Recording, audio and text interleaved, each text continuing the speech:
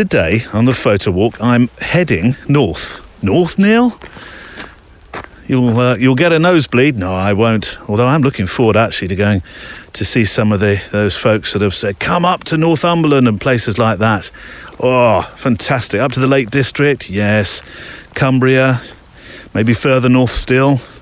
No, north only by 20 or 30 minutes in car. And, I'm going to Oxford, which is roughly in my stamping ground, really.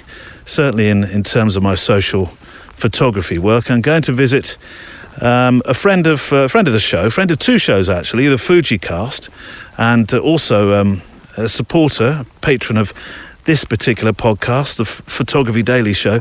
It's Steve Vaughan, and Steve actually, we were talking, I don't know, about maybe 2 months back. He said we should go and do a photo walk around Oxford, do the Morse Walk, which I know sounds like some sort of strange dad dance.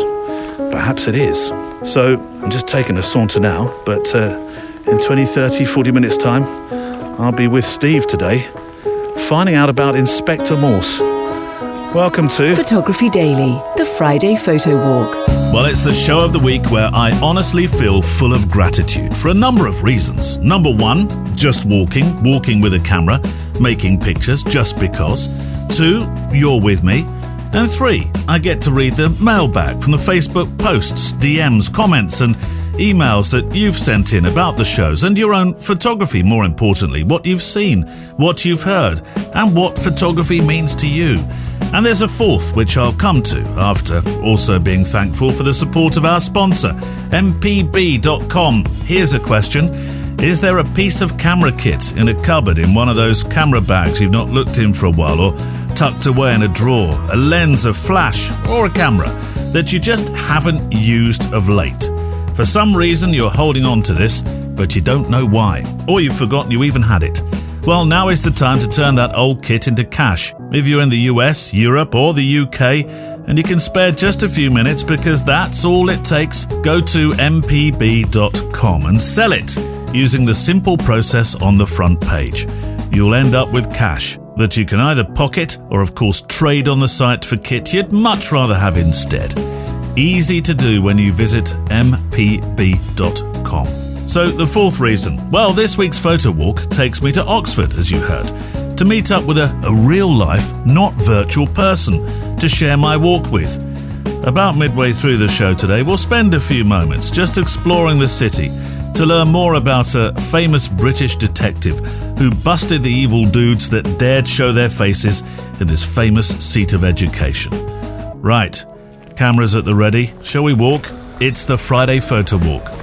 I think the quiet parts of Oxford are going to suit the what I call the podcast links, the bits that hold it all together, probably the best. So let's start straight away with some feedback. Actually, the most extraordinary feedback to something we talk about so often on the podcast, from Ali Hunter in the Facebook group. We're not afraid to talk about the tougher subjects in life. In fact, unashamedly, I'll continue to talk about mental health. I think it's very, very important, particularly in these times that we live in. And I have a piece here that introduces a photograph that I'll link to today. You never know, by the way, when your photography or a single picture you make turns out to be important. Ali Hunter says, Neil, you talk a lot about mental health. And in your wonderful podcast last year with Chris, who talks about his son's suicide, you also know that my background as a psychiatric nurse means it's a subject that's very close to my heart as well. In case you're wondering what Ali's referring to, Chris is my next door neighbour who, in April, a month pretty much to the day into our first UK lockdowns, that'll be over a year ago now, lost his son Ben, who took his own life. And the podcast that I made with Chris after that, I talk about catharsis a lot, don't I? I know it's one of my favourite words, but I started to make a podcast with Chris, and it was called My Argument with Grief, and it sort of follows his journey, including a journey to Scotland to scatter ashes and 2 months that he spent in Spain. Anyway, here's what Ali has to say about mental health and a particular photograph. I didn't intend to take the train today, she says, but a call from a friend sent me scurrying to the station. I took my camera only because I always do. The carriage was empty, and I sat looking out of the window and messaging my friend. A few stops down the line, a man got on, a man that I know. Several years ago, his wife died. Suddenly, his business failed while he was grieving, and he attempted to take his own life. Fortunately, he did not succeed. And with the help of professionals and friends and family, he slowly clawed his way back. As he walked down the carriage toward me, he nodded, and I could see that he was smiling. He sat across the aisle from me, and we said hello and exchanged the usual pleasantries for a few minutes. And then I asked him how he was. He looked at me and told me that nobody but his psychiatrist had asked him that for 4 years. People, he says, say, "Are you okay?" and then carry on the conversation because they don't want him to answer in case he says no. And so he never really says no, he can't, because they wouldn't know what to do with the word no. Last year he lost his job and he's still out of work. He has good days and bad days. Days when he still wishes he hadn't been saved, and days that he says he's grateful for. It's like living between the darkness and the light, he said, and sometimes I don't know where I am in all that. I'm lost between the two. I take one day at a time. So Ali took a photograph, and she says, "I took this picture with his permission, just one shot, and I didn't even try to tame the extremes of the exposure. They fit the story. Above there's light, and below there's darkness, and he's somewhere between the two, balancing on the tips of his fingers." It's an extraordinary picture. It's how can I explain this? How can I do this justice? It's a photograph of just this man's hand, with a light falling over, enveloping the top of his hand, and it really, it's overexposed, but it kind of drops down, it grades down towards, I suppose, what you might call a regular, correct exposure.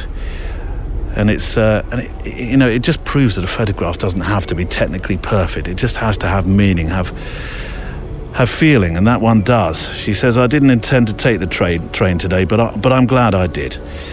I'm going to put a link to that post, that picture on the show page today. And if you haven't joined it, our Facebook group is a wonderful growing community where over the last couple of months we've had a few posts just like this one where members have felt comfortable enough to share, and I mean really share. So thank you, Ali, for showing us that particular picture in there. You're a star, and I always know that when you post something that I'm going to enjoy or learn from what you've written. So my thanks indeed for that picture. This is wonderful. We're in the botanical gardens, and I'm feeling a peace. Oxford's quite a busy place, not as busy as it would usually be, because there's no tourists here really now. Well, there's no tourists here, but this part of Oxford, the botanical gardens, peace and quiet, marvellous.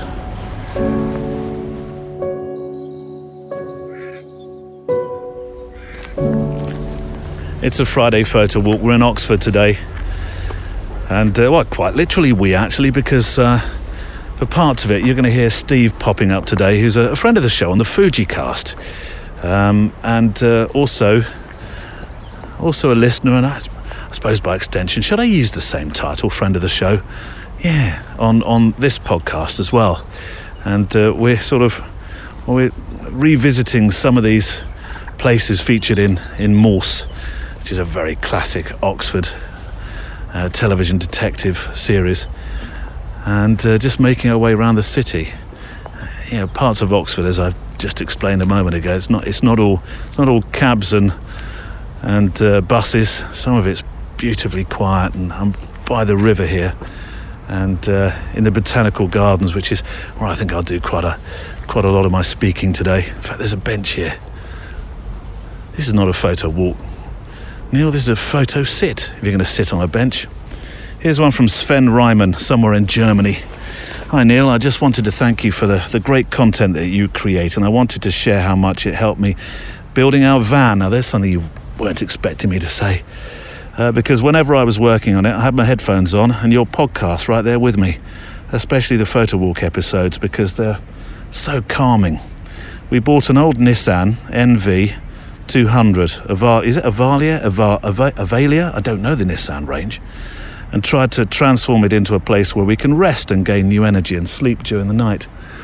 This is not a photographic project in itself, but it's very important for our photography, since our daughter, who's now 2, kept us a little bit from going out very early in the mornings or at night to shoot the stars, as my girlfriend and I often did in the past so often.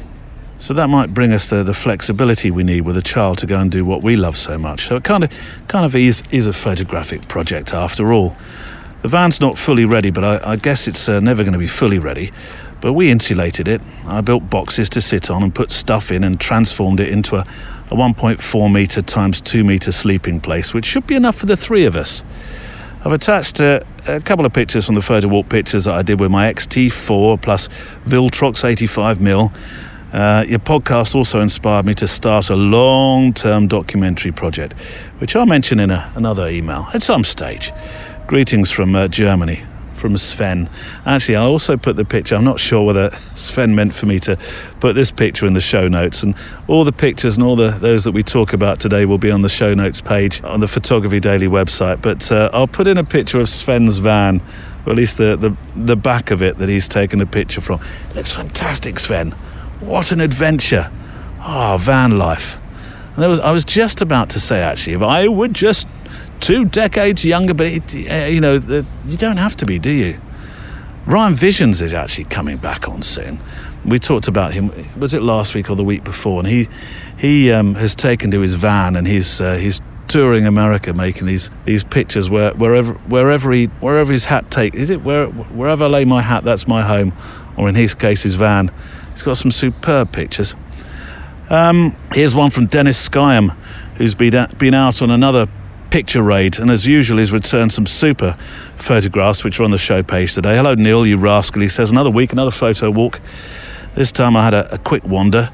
First off to get coffee, which was thwarted by my inability to check Danish opening hours.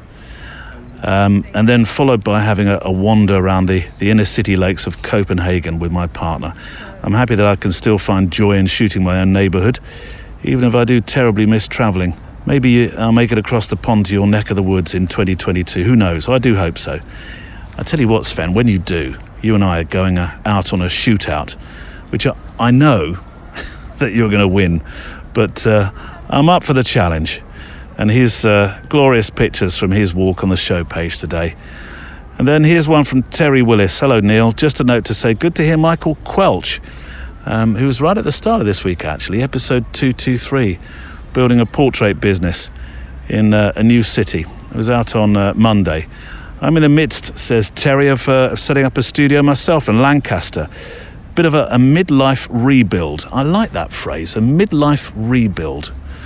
I don't like the word crisis, says Terry.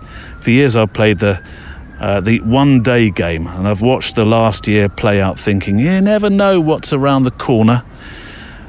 COVID's not been a time I'll look back on with any sense of nostalgia, but it has been a time where I've made some small steps to open up a small studio to try my hand at portraits, something I've dreamt of doing with my photography interests for years and years. I've rented a room close to the famous castle. Now, I didn't know what the famous... I know Lancaster has a castle, but I didn't appreciate that it was it's not now, very famous prison, which actually does date back to, hundreds and hundreds and hundreds of years ago. I've rented a room, he says, close to the famous castle, which I'm in the process of making into a portrait area for business portraits. I'm far too old and unwieldy to be making family pictures, and I don't know where it's going to go or what will happen. I'm affording it through what my wife and I call the holiday fund.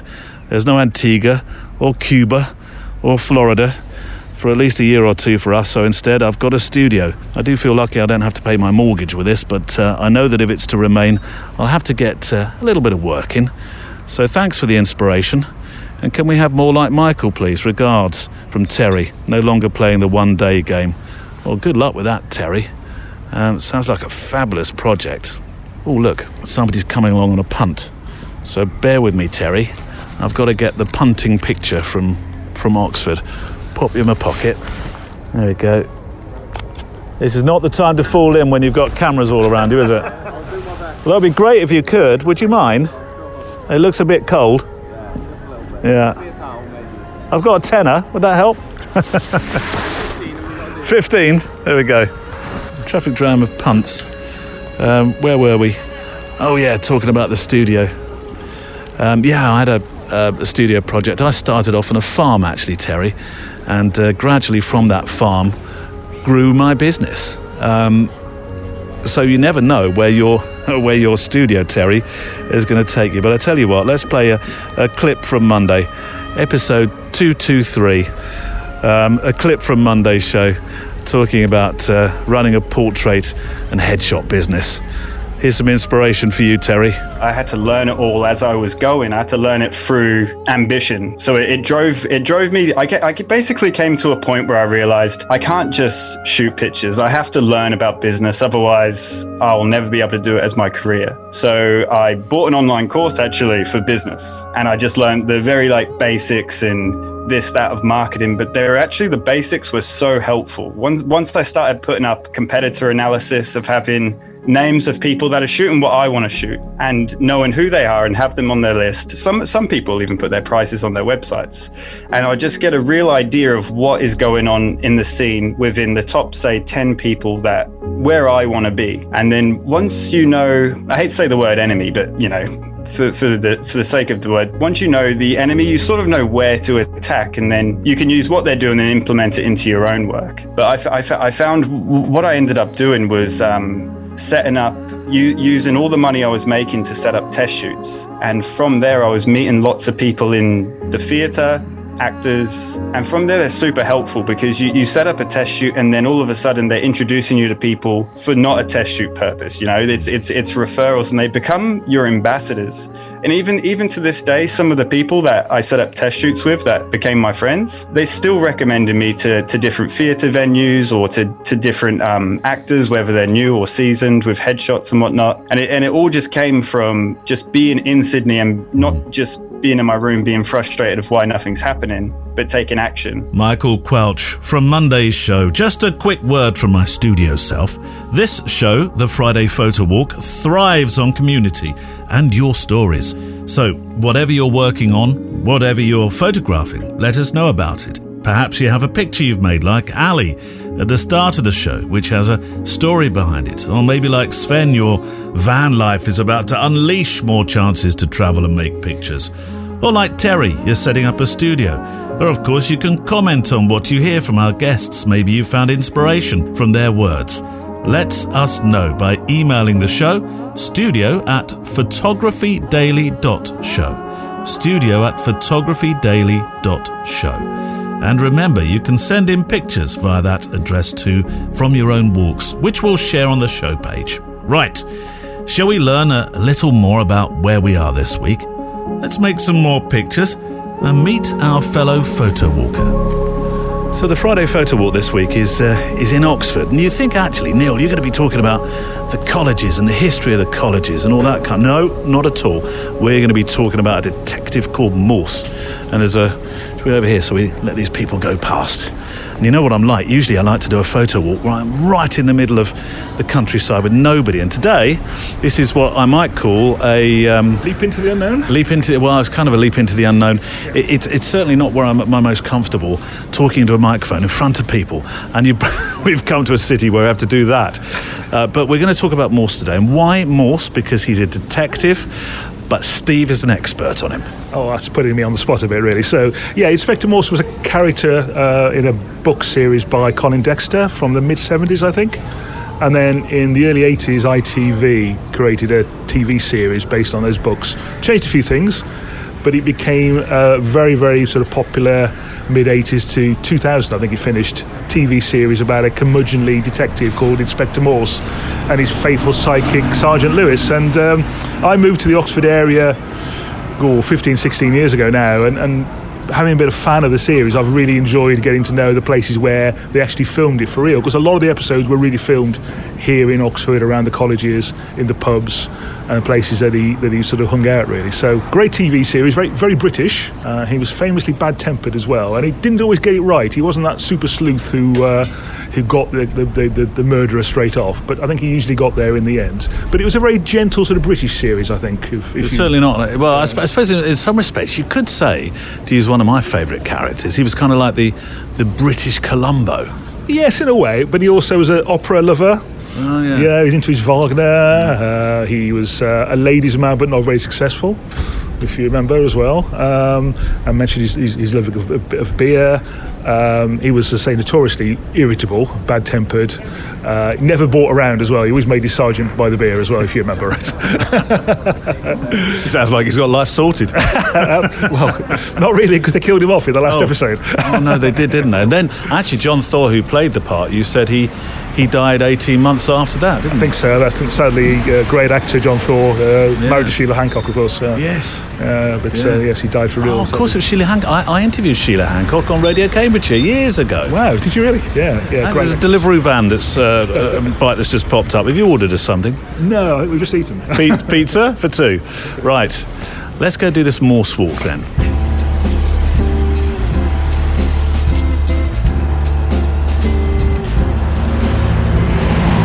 Now, this is a place I'd like to go in. We can't, obviously, because of COVID restrictions. But this is quite a famous pub, isn't it? And it has a lot of importance in terms of the Morse story. We're in front of the Eagle and Child, which looks like a pub that was made in, I don't know, the 1100s. I think it is one of the oldest pubs in Oxford, Neil, certainly. I think it did feature often in Inspector Morse, and he was often found drinking away his troubles in episodes, and I believe also it was a favourite pub of the author of Inspector Morse, of course, Colin Dexter. I think the students call it the Bird and Brat. Bird and Brat. Now, you know Colin Dexter. You have a personal relationship with him because he used to come into the pub, the boozer that you owned. Perhaps pushing it a bit far. Sam and I ran a pub for a year. A part of my life I like to forget about sometimes. But Sam or the pub? No, the pub. I'll write a book one year called "The Year I Lost My Mind" when I ran a pub. But yes, he did come into our pub once. He was an elderly man then. This is going back 6-7 years ago. With his carer, but he was very charming. He had a gleam and twinkle in his eyes still. I think he was a bit of a ladies' man, if I'm being honest. But no, very nice chap. And of course, he often appeared in episodes of Inspector Morse as an extra. Did he? Yeah. Did he do little cameos? Yeah. I never knew that. Yeah, most episodes. I think he played the part of a tramp once in one of the episodes, or just somebody. I think in a hospital waiting room in one episode. You'd like to appear in the episodes for sure. I've got to take a picture. I'm going to pop you in my pocket because the sun is shining on it beautifully, and I've got shadows and all sorts. So pop you in there. I'm going to go. In fact, I'm a little bit too close to it, but I quite like the shadows that are being cast. Fantastic shadows. It is, isn't it? There we go. F4. This is well, it's not a sad scene, but a few years ago, the Randolph, which is this 5-star hotel in the middle of Oxford, right in the city centre, opposite the Ashmolean Museum. This it didn't burn to the ground because it's obviously still standing in front of me. But the interior, was it gutted or? Yeah, I believe there was a fire that started in the kitchen that worked its way up the stories of the building, and it was closed for quite a while. I think it is. Obviously, it's not open at the moment, but it is planning to be open again soon. It is a fabulous hotel, and also, of course, featured in several Inspector Morse episodes. I know that there's a bar there that they call the Morse Bar, which is often used for for filming of episodes, again, of Morse drinking his famous pints, of course. It seems to me that Morse was one long pub crawl. I think that was one of the appeals of the film series, really, a TV series, shall I say, and the books was this curmudgeonly type character, but actually had a human side to him as well. He liked a pint. Yeah. He was a bit of a ladies' man, I think, as well, like the author. And of course, he drove that famous Jaguar as well. The red Jaguar. I never know the type of it, but I don't think in the books it wasn't a Jaguar. That's one of the things they changed. It was a Lancia in the books. A Lancia? Yeah. Morse? Yeah. In Oxford? I think when they brought it to the TV, they decided it needed something a little bit more classy. And of course, Lewis, his faithful sidekick in the books, was quite an old guy, not a young sergeant that was featured in the TV series. So they did make quite a few changes for effect in the TV. But of course, it ran for years on TV. It must have been on for about 6-7 years, I think. I always think of Lewis as the one that would rescue him with his youthful sort of physique and sort of be the one to help Morse out if ever there was a fight. But obviously in the book that wasn't the case. No, that's right. So that's one of the things they changed. But of course, the series Lewis that became a spin-off of Morse is still, I think it's still on. I was in Oxford about a year ago, just before the pandemic, in fact, and they were filming it here. And I turned a corner and there was 1960s police cars and ambulances and things. It was like, whoa, what's going on? I just thought that was Oxford, isn't it? Anyway, should we go find another one of Morse's haunts? Yeah. So this is a slightly quieter area, but as you titled it just a moment ago, it's sort of ground zero tourist area. It's got what's it called, the Ratcliffe in the camera, which is obviously was named after a famous Harry Potter actor. Not that kind of camera either. It's not one with an f-stop and a I shutter. didn't know Radcliffe was even into them. It was Radcliffe, wasn't it? Who played Harry Potter? Daniel Radcliffe, yes. Yeah, that was yeah. So that's his building. I think he was around before he was. It's the famous round building you see in all the photos of Oxford, the touristy photos. But I mean, how Oxford is that scene? You've got all the bikes lined up here. You've got the Radcliffe camera behind. We've got the Bodleian Library on the right.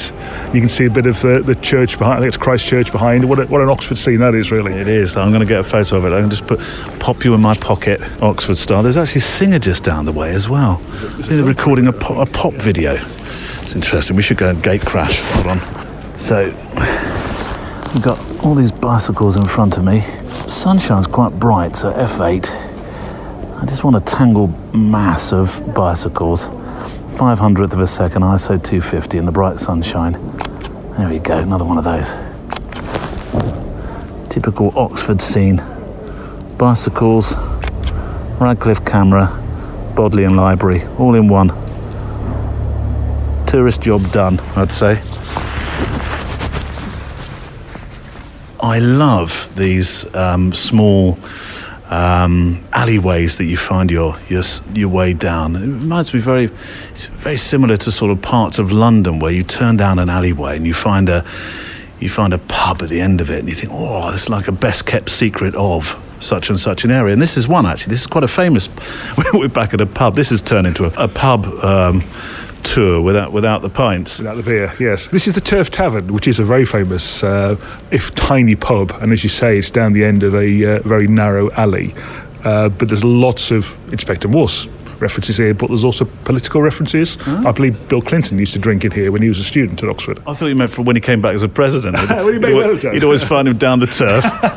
No, I think because obviously they were both, I think, at Oxford at one stage as students. But I mean, this pub goes back to 1775. Yeah. It was a cider house in those days. We haven't looked inside because, of course, we can't go inside. No, but it is tiny, is it? It is tiny. It's quite a nice garden outside as well, though. And you wouldn't really think you're in the centre of Oxford when you're there. It really is in its own little time zone almost. And there's no sound, is there? No, not at all. No. Very quiet. What a beautiful place. I've got a picture of it. I'm afraid I didn't put you in my pocket for that one, but I've got a picture of the corridor, the alleyway that leads down towards it. Fabulous. Love it.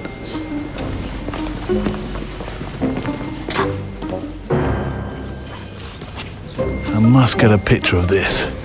This is going to make a fantastic silhouette. There's just these, are they called ramparts, I suppose, and looks like the top of an old castle just behind a wall here. Pop you in my pocket. 2000 shutter speed. After you, chaps.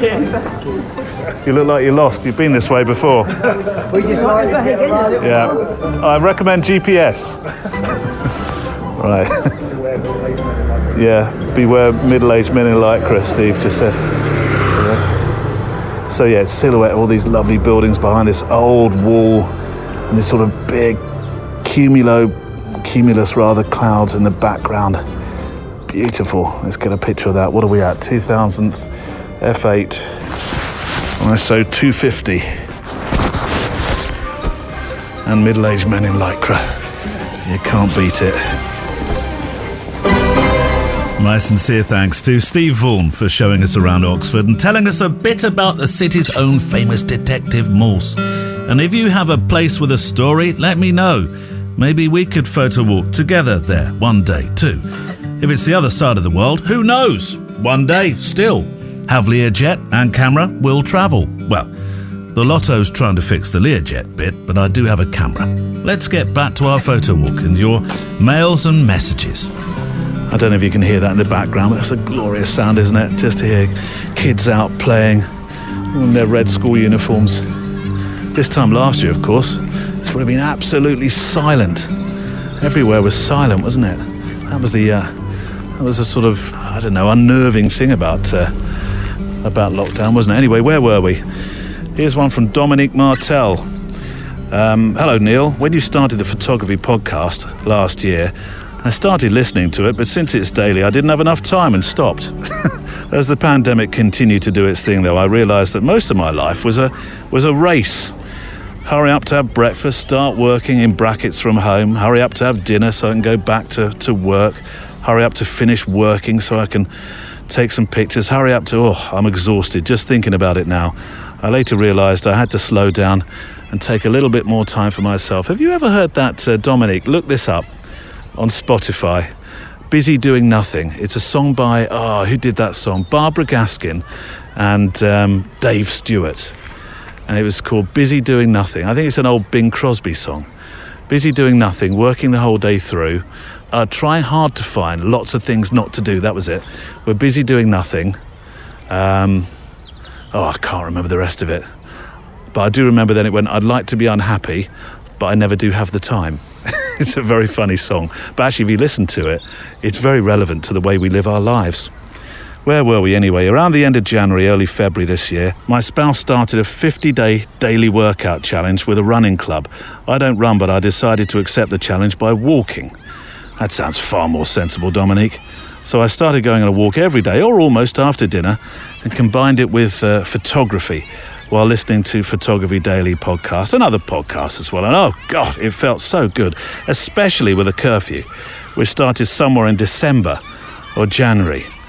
Last year I learned that I suffer from a light form of anxiety. I realised while listening to the podcast that several other people also suffer from it. So these photo walks while listening to podcasts are a great benefit to my mental health and physical health. I think we're talking a lot about mental health this week, aren't we? It's relaxing, says Dominique. I also realised it's easy to say I don't have time, but we do need to take time, especially for ourselves. My own photography daily walk is now part of my routine. Thank you for the podcast. I've attached some photos from my last walk in case they're worth it. Of course they're worth it. You know this. They're taken from a walk in downtown, it's Old Quebec, on a nice Saturday afternoon walk. Dominique, I tell you what, talking about the blessing of a photo walk, it really is, isn't it? It's a wind down. Do you know the other day we had Glenada Samoilova on the show talking about street photography, and she talked about actually how street was that for her. It might not be sort of the countryside and birds singing and it's in the city, a sort of hectic go-go city of New York, but she finds that as her solace and how she winds down. Marvellous. Anyway, here's one from Craig Wilson. Hello, Neil. I was sat the other day going down the rabbit warren on YouTube when a video started playing and I thought, hang on, I know that voice. It's a Wex masterclass with Paul Sanders, and I'm sure he's been on the show. I sat watching his video and quickly looked on Instagram at his photographs and thinking how calm his photographs make me feel. And then he said the same thing about his images. It's inspired me. It's a great video. I'm going to keep shooting things that I enjoy. Brilliant video, very inspirational from Craig Wilson. Yeah, Paul Sanders is, isn't he? And I'll try and, I don't know what film you're talking about, but I'll try and find a link and pop that on the show page today, along, by the way, with those pictures from Old Quebec that Dominique was talking about a moment ago. And I'll put up a link for Craig Wilson today as well. And here's one from Melanie Unswick. A note to say that I've just listened to Roy Tyson of Roy's People, which has inspired me no end. Not that I'm about to go out and make pictures of model railway-sized people, but it was simply his can-do attitude and that wonderful belief he has, or had rather, when time was running out on his gardening leave. But he just knew there was, as he says, here's something in this. It's these unexpected gems that I love to hear. Please don't stop finding them. Regards from Costa to Giza, a place I think you know well. Yes, I do. You're in Lanzarote. Oh, I tell you what, I would love to be out in Lanzarote making pictures. It's a fabulous place. There was a wonderful. I remember painting a tumble-down building on the road between Arrecife and Guimi, and I suspect it's probably still there. It's a watercolour. It's up in my attic somewhere. Must find that. And then Cesar Manrique was he was the artist in residence on the islands, and I think it was he that was responsible, wasn't it, for all the buildings having. You could only have this was the rule passed: blue, green, or natural wood doors. You couldn't have any other colour. No reds, no browns, no blacks. I think you could have black. I might be wrong with that, but and no building apart from one. I don't think you can even call it a skyscraper, but high-rise hotel. There was only one high-rise hotel on the whole island, and that was in the city itself. So I've just gone off on one, having lived in Lanzarote for a year. So yes, I do know Costa de Giza very, very well. And yes, I'm glad you enjoyed that episode where Roy Tyson talked about, he models these, he takes pictures of these really small, I suppose you can call them 00 size railway figures. Isn't it 1/76th gauge? Come on, Neil, you should know this. And and then he puts them into scenes. It's difficult to describe. Why don't I play you a little clip? Roy Tyson, I'm going to know him now as one of our gems.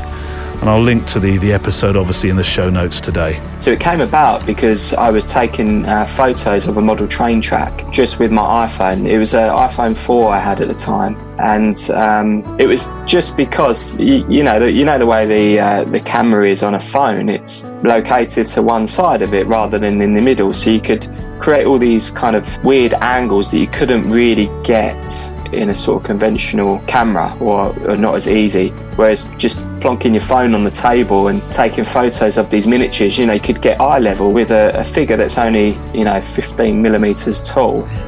So it started there, and that's what captured my imagination, in the sense of just really enjoying what was coming out the other end of the phone, essentially. And then when I started putting them online or showing friends and family first, you might put one on Facebook and your family will see it and your friends will see it, and they were enjoying it as well. So it kind of eggs you on a bit, doesn't it? You think, oh, okay, I'll make some more of this. The wonderful Roy Tyson. Welcome to the Friday Photo Walk. It's you and I with our cameras, and of course me with my microphone. All sorts of feedback to the show. And if you'd like to write in and make a comment on the shows that you hear, or maybe tell me a bit about your photography, what projects that you've got at the moment that you're working on.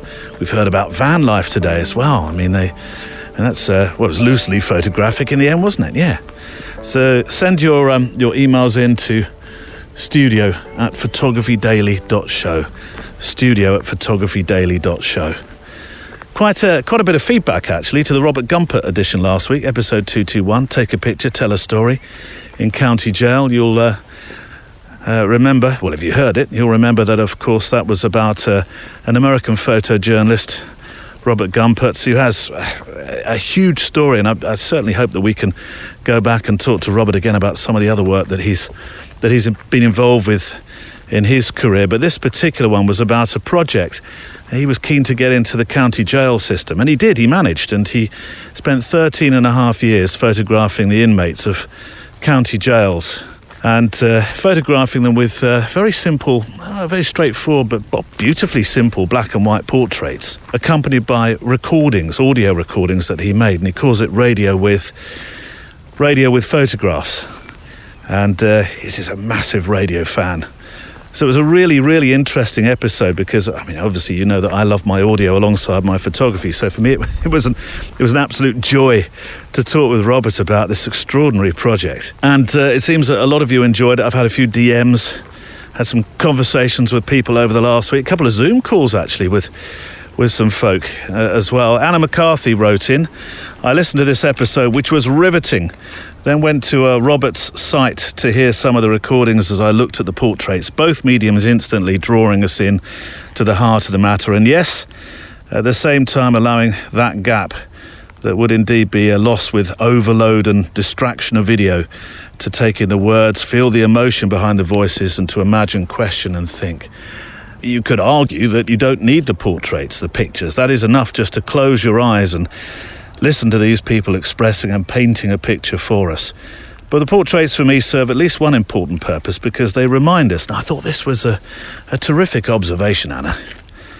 Whatever judgment or discomfort or compassion we may or may not feel, that these are people who, just like us, were once children, innocent and fresh to the world before they lost their way, self-sabotaged and causing irreversible harm and pain to others. Thank you, Anna. Yeah, some very valuable thoughts there. And a comment from, simply Bertie. Robert is insightful and has heart. He's highlighted homeless and formerly homeless families too. His photography has been a gift to these families. Beautiful faces, charming background, and a lifelong memory. Thanks, Bob. Big fan. The fact that you're calling him Bob, I called him Robert for the whole interview. I realise that some people call him Bob. I didn't feel I'd earned the right to call him Bob yet. Maybe next time. And Isla, Gumpert's work is truly unique, beautiful, haunting and often heartbreaking. Great artist. So I'll come back to the episode, I think, in just a moment's time. And I'll link to it, of course, in the show notes today, so you can go have a look yourself. I think it's time for Last Mail of the Week time. Who do we have this week? That honour goes to the other side of the world. Well, from me anyway. Luke Lee. In Christchurch, in New Zealand. I've been going out photographing mostly at night after putting kids to sleep. My day job has taken most of my daylight. I've been longing for some daylight in my photos. Finally got a couple of hours on a Friday afternoon and got permission from my boss at home to spend some time of my own, the boss at home. You know, when I originally read your email, I thought, well, that's a charming boss, letting you just pop out and take some photographs. Then of course I reread it and I realised exactly what you meant. Just walking around looking for things to photograph is therapeutic by itself. I think that's turned into a theme with this week's photo walk, isn't it? The therapeutic value of photography, right from the off, actually, with Ali's email into... Well, it wasn't an email, actually. That was a Facebook feature, wasn't it? Unfortunately, Friday Photo Walk episodes don't come out till Saturday in New Zealand, so I had to walk without the podcast. That's all right. We could always, save it up, use last week's for next week's. I'm trying to keep up with the time differences. Or I could release early for you, couldn't I? If I could only do that, wow, that would be clever. If I could regionally post at the correct times. I suspect that might be too tricky. But I've also been listening more to my surroundings when I go out to photograph. It's been quite normal here, really, in Christchurch since the lockdown ended back in April 2020. I did have to read that twice. I thought, April 2020? It hadn't even started, really. Not in the UK. By then, the streets were absolutely quiet. And the city is pretty busy, but my photos aren't very good at showing it. It's always about loneliness somehow. Oh. Actually, I've got to say that I really enjoyed the empty nature of these pictures, and I will share them on the show page today, so you can go and see Luke's work, his empty streets as he calls them. One thing that I always look at when I look on photographs, particularly in New Zealand and Australia, is I know this is a sad sign of the times, but I squint, I look into the photographs to see who's wearing a mask. And there don't appear to be many in your part of the world. But thank you very much. Fantastic photographs. And yes, I'm going to put those on the show page today, which you can link to, of course, if you go to the website photographydaily.show. Right, we were talking about Robert Gumpert, weren't we, from last week, the extraordinary jail project, which in and of itself may not be so unusual, but because I know other people have done jail projects and prison projects, but his approach... His radio with photos, as he calls it, made this quite the story. So, let's hear a little of Robert. And also, I think we should hear something of those that he recorded as well. I do know from feedback I got from people, from the prisoners and a couple of deputies, that folks began to see the interview room as a safe place, a place they could go, be whoever they wanted to be, say whatever they wanted, and they weren't going to be judged. The thing about folks, as you probably have heard from a lot of the pieces, the thing about folks in their situation is, especially if they are at all related to gangs, safety on the street is in part up to how you look. If you look basically like, do not fuck with me, people don't fuck with you. But it's hard, you know? I mean, it's hard to maintain that all the time. But it's something you have to maintain all the time in the jail, because you're living in a dorm with 17 other people, many of whom have grudges, many of whom have bad days. The deputies have bad days, and that plays out. Yeah. And then you have the other part of this, which is that you get to know people's weak spots. And the deputies use those weak spots. Other prisoners use those weak spots. And so people came into the room if they had gotten called, and I had a list. And if their turn came up and they came in, they would sit down, and sometimes they weren't particularly interested in having a photo taken or being recorded. They just wanted to sit. And we would sit. I did everything she told me not to do. And that's one of the reasons why I ended up in prison, because I didn't listen. I'm not used to being in a 12-man tank. I prefer to have just one cellmate, and if you get along with them, time will go that much faster. I'm definitely in and out of jail nonstop. I can't do this anymore. I just want my family back. I want my daughter. I'm over this. I'm getting too old, and this just isn't cute anymore. The incredible story making of Robert Gumpert. Take a picture, tell a story, the exchange, if you will. And that's it for this week. Next week, on Monday, we start with our business episode talking to Barry Butler, who for 20 years has been making pictures of the Windy City, Chicago. But these aren't any pictures. Oh no. He, with just a few exceptions, he's out there every morning for sunrise and every evening for sunset. He's now a known figure in the city for his outstanding, well, I suppose you can say urban/city landscapes. And ice hockey's lost his photography's gain there, because Barry only became a photographer because on the ice he had his shoulder smashed into, doctor report now, 1,000 pieces. It's a story of absolute tenacity in business. And then Wednesday, I can't tell you, because I don't want to tempt fate, as I'm actually going to London tomorrow to sit in a potting shed and talk to one of the UK's most important and influential photographers for a generation, who's been mentioned on this show a handful of times. So it will be a literal hot-off-the-press podcast. And I know what you're saying.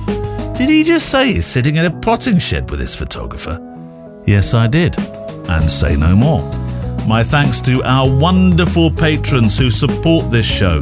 And if you would like to join our club, then you can by clicking on the Patreon link, which means from the price of a cup of coffee per month, you get to be part of the extra editions, go behind the scenes and join us in a Zoom call once a month as well.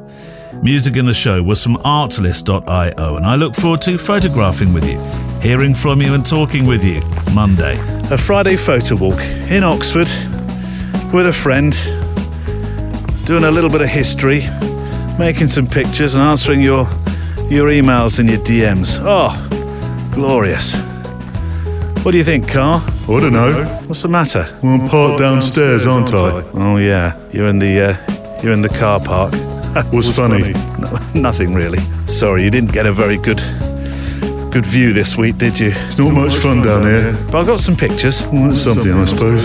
Any good stuff? Not bad, actually. But I don't think I'm much of a street photographer. I should have had a chat with Gulnara, my guest, of course, on Wednesday's show. She'd have put me right. She'd have shown me the way, given me some tips. Should we tell them about last week? No, bit embarrassing. Well, embarrassing for me. I couldn't get into car at the end of the photo walk, could I? No. Yeah, it was pouring with rain. I got down to the car from Watership Down, and I must have had the key fob was in my pocket.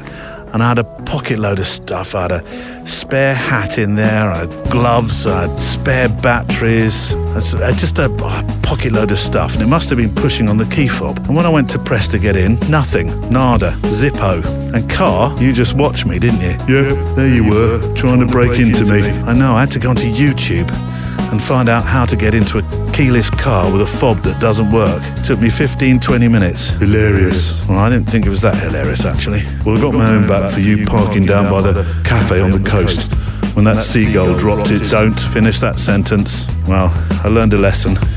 Don't put a key fob in a pocket load of stuff. Shall we go home? Yeah, come get me. I'm a bit lonely. All right. Photography Daily is a Loading Zone production.